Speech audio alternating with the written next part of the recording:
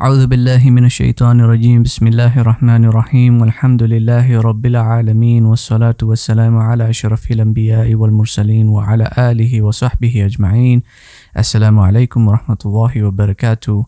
Welcome to episode 9 of our Eschatology podcast. One of the most interesting things about the modern world and our perception of the modern world, foremost, is typically limited to our age.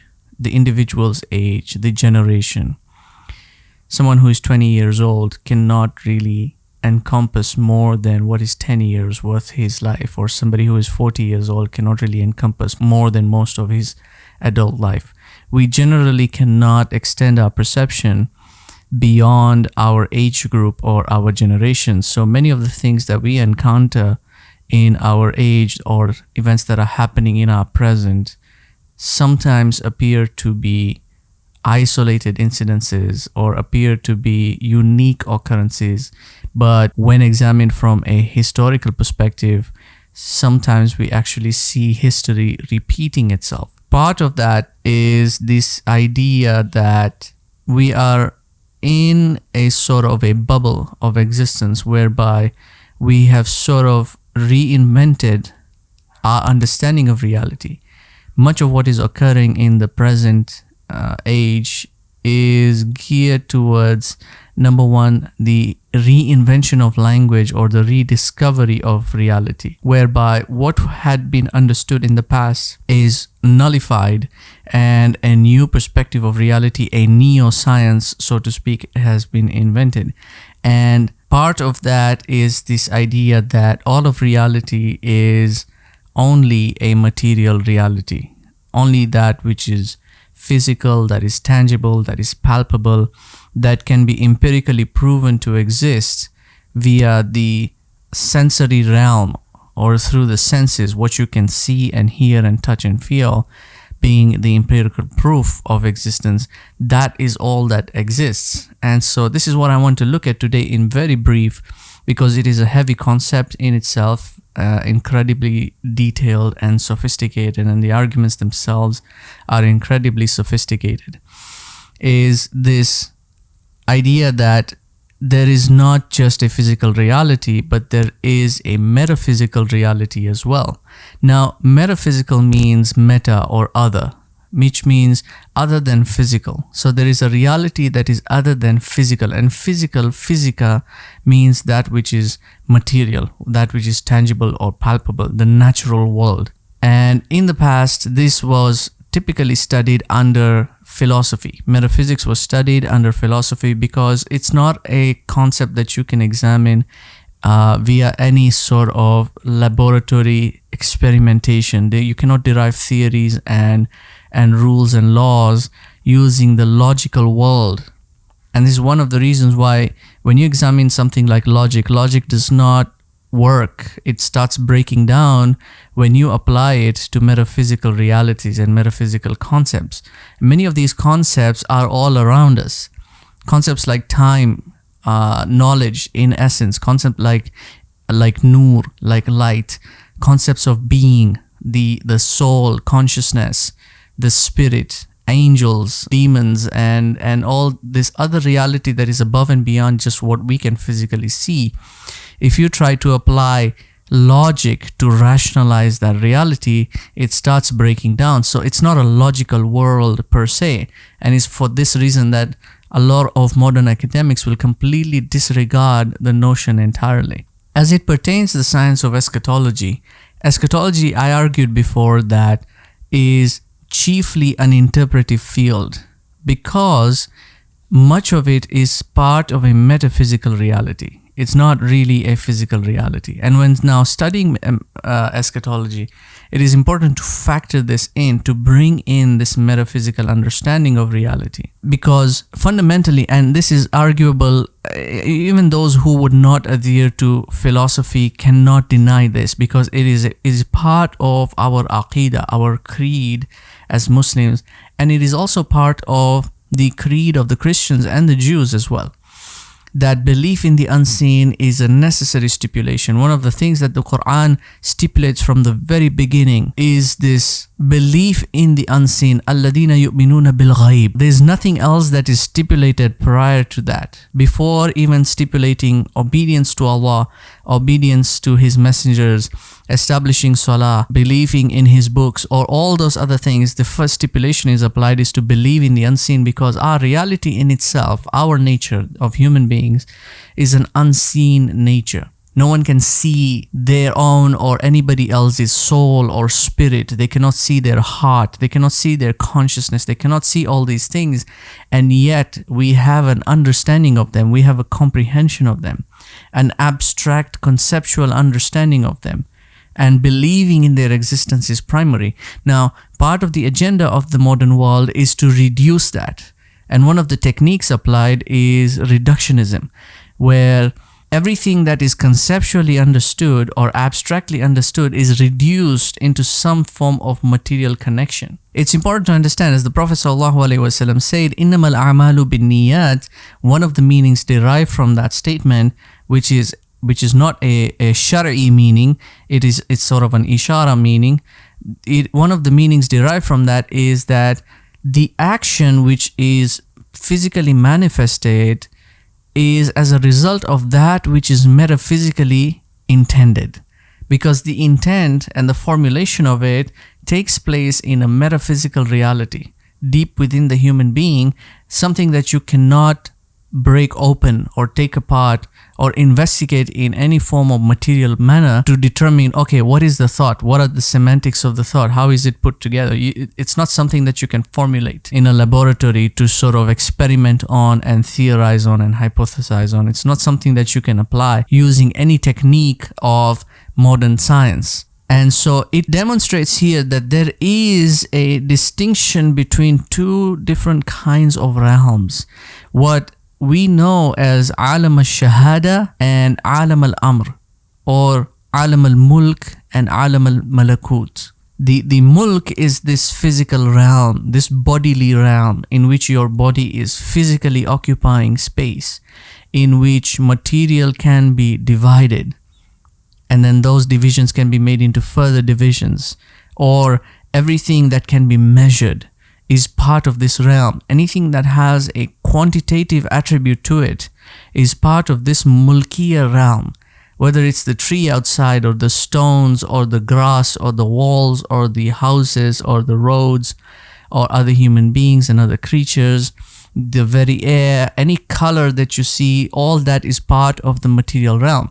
And this also includes the realm that is above the atomic level, and then the realm that is below the atomic level, meaning that which you would call Newtonian, and then that which you would call quantum. So the quantum realm in this case is also part of this physical mulk. It is the divisible component, the finer particulate, where you can keep on dividing the particulate. And some theorize that that could go on for an infinitum, while others say no, there is a finite limit to how much you can go smaller and smaller in terms of the quantum.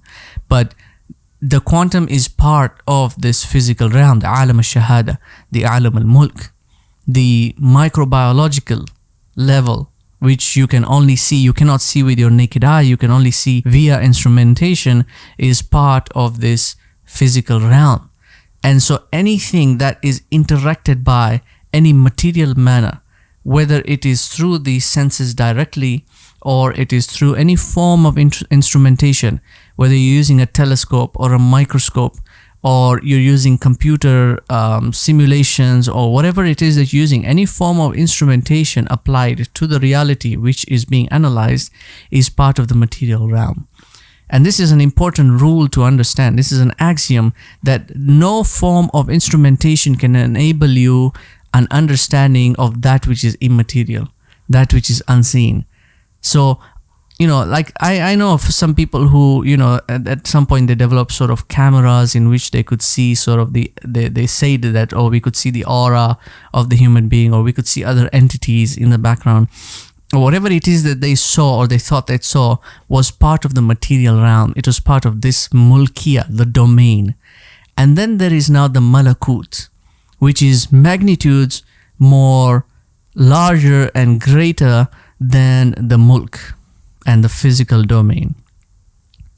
The reason why we emphasize on this understanding between the phenomena and the noumena, the phenomena being the physicality, that which is occurring, that which is manifesting, that which is happening in front of you, that's the phenomena, is to understand that there is a noumena that is bringing it about. There is something else behind the veil of the senses that is causing the physical manifestation of things. So events that are transpiring, when now examined from an eschatological perspective, or when you're studying them under eschatology, and you see these events taking place, it is not just about the occurrence itself, it is also about the unseen forces behind that occurrence. And when I say unseen in this regard, I'm not only referring to the supernatural, the mystical or the phantasmal. We're not talking about this in sort of a fictional way, in a fantasy way. I mean, this is not a movie, it's not a film, right? We're not talking about it in that regard. We're talking about things like there are thoughts, there are agendas, there are ideologies, and then there are other entities at play as well that are in a separate dimension other than this physical dimension. And I know people usually take an issue with this word dimension because it sort of signifies some sort of science fiction, theory taking place. But dimension, the word dimension is a valid term. When it's applied correctly, it's a valid term in physics. It is a valid term in mathematics. And calculably, mathematicians have been able to demonstrate, theoretically on paper, not physically, but on paper, they've been able to demonstrate, accurately demonstrate the existence of higher dimensions. And this is true also in terms of the spiritual sciences of Islam. You will find the word dimension is one of those particular terms that is applied even in the Quran. The word sama, for example, is one of the meanings of the word sama or samawat is dimensions or stratas. And there are other terms that are also applied in the same. There is a dimensionality to reality. And this is not something that we will speak about in terms of the fantasy or the fictional aspect of it, the sci-fi aspect of it, but in terms of its reality, there is a dimensionality to reality. The Ard itself is a dimension that is distinct from the samawat, and all the 7 samawat themselves, each one of those is a distinct dimension from each other. The mulk is dimensionally separated from the malakut. And then within the mulk, there are multiple other dimensions. There is the dimension of the human beings, and then there is a dimension in which the jinn exist, and there is a partition between the two. And so, given that, it is also important now to understand that there is another dimension now that is unique to the eschatological study, which is the dimension of the Antichrist, or the dimension in which he exists. And we will examine this further in another session when we come to the actual topic of the Antichrist, the Dajjal, and what is his position, what is his placement, is he active in this world? And if he is, how is he enacting his will in this world of ours? How is he causing things to happen, if he is indeed causing things to happen? Is there some sort of interconnectivity between him in his placement where he is and his followers in our world who are working actively towards helping him establish his stage from whence he is going to enact now his final fitna, his grand orchestration, when he finally emerges into our world? Because one of the terms that we'll be looking at is this word emergence, which in the hadith is khuruj, right? It's called khuruj ad-dajjal, and khuruj, kharaja, means to exit, but kharaja also means to come in, to appear, to enter. So kharaja has this double meaning to it, which is a dimensional meaning. It entails the exiting from one place and the entrance into another place. And hence why many of the translations of the phrase khuruj ad-dajjal is rendered as the emergence of the Dajjal. So if he's emerging, into our world, he must be exiting from a different world. He must be coming from somewhere for him to come here. So this is part of the understanding of dimensionality in this case, that there is a dimensionality to reality. It is not just the one that we can see and observe.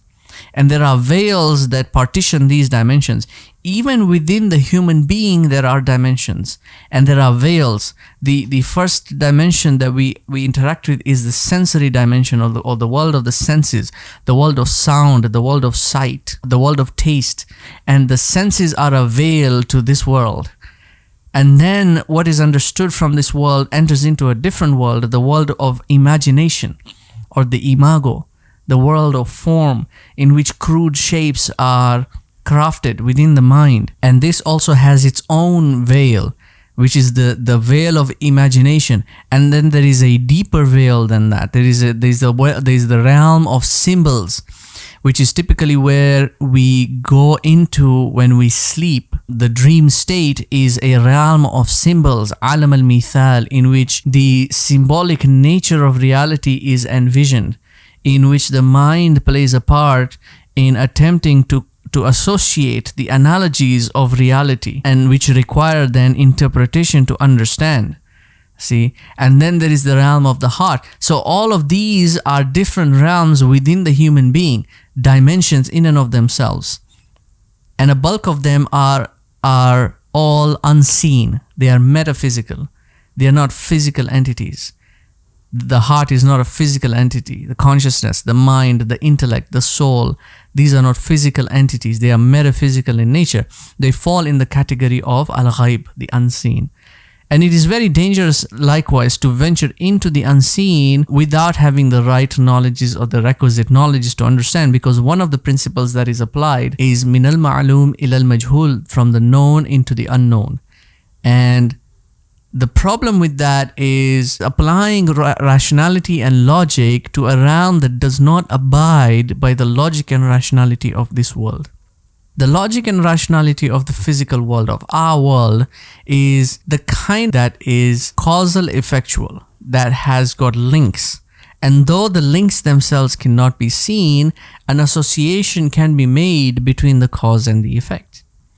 So if I was to hit something, and that something made a sound like that, if I was to do that and make that sound, the cause in this case is my hand, and the effect of that action is the sound that is generated from that impact. Though you can see the cause and you can see the effect, you cannot actually see the link between the two. How do you associate the two? You being the listener on this side, how do you know that this is what transpired, that my hand hit the microphone and generated that sound? You cannot see the microphone, neither can you see my hand. So how did you establish the link between the two to say that it was indeed this cause to this effect? So the link itself, what's known as the causal nexus, is typically not seen. And in fact, it is arguable that it does not exist in this world. It exists in the other world, the metaphysical world. It is a noumenal entity. It does not exist in the phenomenal realm. So you see in the phenomenal realm the cause to the effect, and you establish the logic of that, the rationality of that, to say that this caused this, therefore this is linked to that. And you can establish that, but the link itself cannot be established. It belongs to the metaphysical dimension. So how do you understand then in this case the workings or the mechanisms of that other realm? It is similar to trying to establish a rationality behind your dreams. You see a dream, you see events taking place in that dream, and it makes sense while you're asleep. But while you are in a lucid state, a sort of intermediary state between these realms, that's the lucid dream that you're having, in which you feel like you have some control over the dream. You're able to manipulate the events, and at the same time you're able to make some sense of those events. When you're in that interim, there are certain things that you feel that they make sense, and then there are certain things that really don't make sense. How could this be possible? How could that be linked to this? And then finally, when you are in a wakeful state and you reminisce on the dream that you saw, whether it was in the lucid or in the deep dream state, if you try to to make sense of that, it starts breaking apart. It does not make sense. And because the logic that is applied to our world is not the same logic that is applied to that world. That's one of the things. The other thing is that because it's a dream, it is a metaphor of something else. There is a meaning that is applied to that needs interpretation. So it's not exactly enacting an actual event that is taking place in our world. It is metaphoric of something that needs to be investigated. But more important than that is that the logic that is applied to our world cannot be applied to that realm. And this is because the causes and effects are not the same that exist in the metaphysical realm. In the metaphysical realm, the causes and effects are virtually non-existent. There is no cause and effect in reality, is what I want to conclude with. That cause and effect in reality does not exist because the causal nexus itself does not exist. What you heard in terms of me hitting the microphone was the manifestation of an intention. The intention itself being of a metaphysical reality. It was my intent to hit the microphone to demonstrate something. What we have in reality in this case are conditions and variables which have to come together under incredible precision for a certain outcome to be desired. So you've got conditions, you've got variables, and then you've got outcomes. You've got possibilities of outcomes, and then you've got probabilities of those possibilities. All these things are above and beyond your basic mathematics. They cannot be calculated, they cannot be rationalized. What transpires in the world in terms of phenomena when we see events taking place and we now try to understand them from an eschatological perspective, it is not just about examining the events themselves. And we'll talk about events, inshallah, in one of the future sessions when we come to the subject of time. What we are seeing as events taking place are not just the events themselves. It's not just a happening. There is something else that is transpiring behind that happening. An ideology, an intent, an agenda, a philosophy of sorts. Trying to understand that is much more important than trying to rationalize the event. Because the event itself, though it is happening for the first time and is unique in itself, is different from every other event, though there may be other events that are similar, in itself is a particulate event. It is unique to itself. Its manifestation has got a pattern in history. There are certain traces of that event that can be examined having occurred in history in some way, shape, form, or another. Conceptually, you can identify that event having occurred before. And so why is it happening again in this case? If you want to take the example of atrocities taking place around the world, or oppression taking place, or corruption taking place, why is it happening? Why is there you will be able to see a repetition, a pattern taking place. Why is that pattern taking place? What is behind this agenda? What is the intention that is being manifested? If you take an event, for example, if you look at World War II, for example, and you look at the facts, and the facts will give you a reality called al-waqi'iyah. Al-waqi'iyah in its literal meaning is realistic. It is not real itself, it is realistic because it is a representation of what is real. Haqiqah. What is the haqiqah behind it? So when you look at the facts which are part of the waqi'iyah, the facts are true.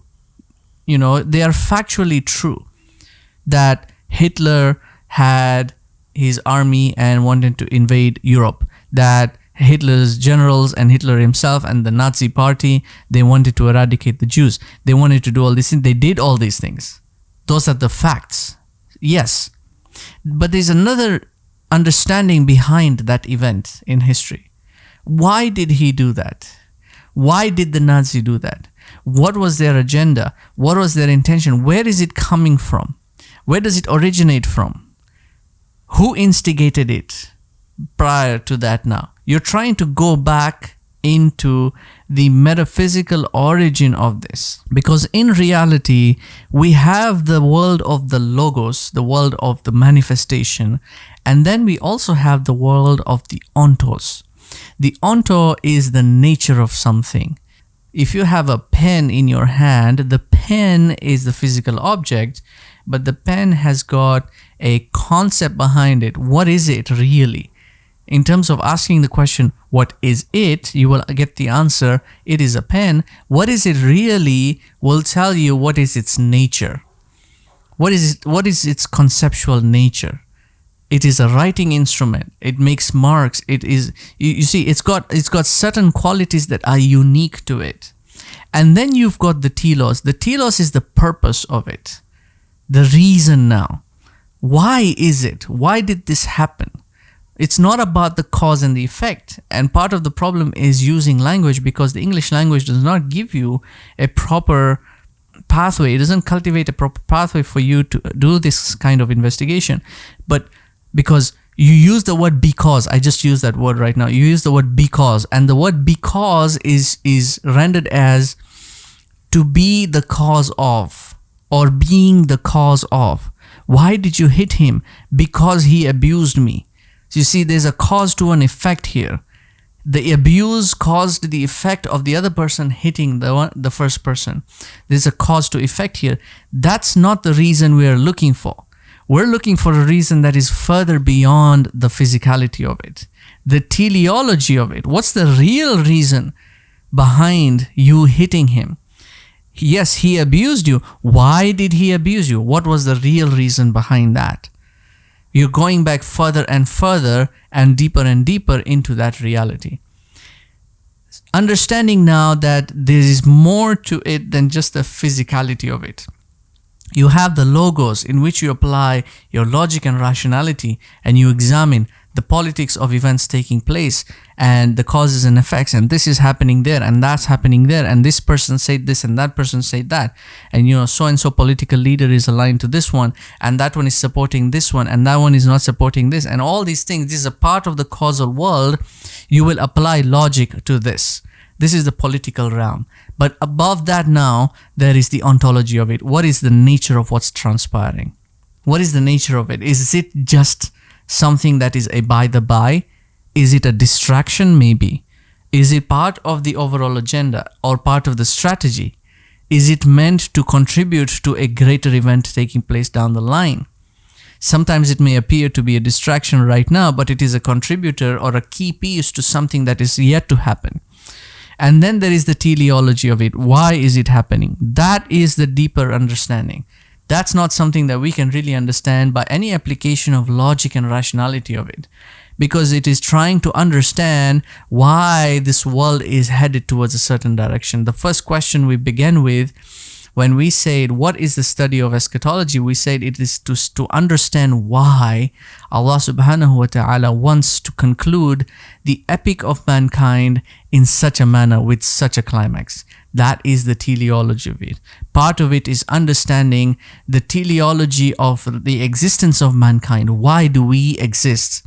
Why have we existed? Why are we in this world? Why has Allah subhanahu wa ta'ala placed you in this time and space that you are existing in now? Why didn't He place you in the 12th century or place you, thousands of years back? Why didn't He bring you to life at that time? Why has He put you in now? What purpose do you have to serve insofar as your physical existence is concerned, your ontological existence is concerned, and now your teleological existence, your ultimate, the real reason for your existence? This is all the time we have for today. سبحانك وبحمدك نشهد أن لا إله إلا أنت نستغفرك ونتوب إليك ربنا تقبل منا إنك أنت السميع العليم وتب علينا يا مولانا إنك أنت التواب الرحيم برحمتك يا أرحم الراحمين بارك الله فيكم والسلام عليكم ورحمة الله وبركاته جزاكم الله خيرا.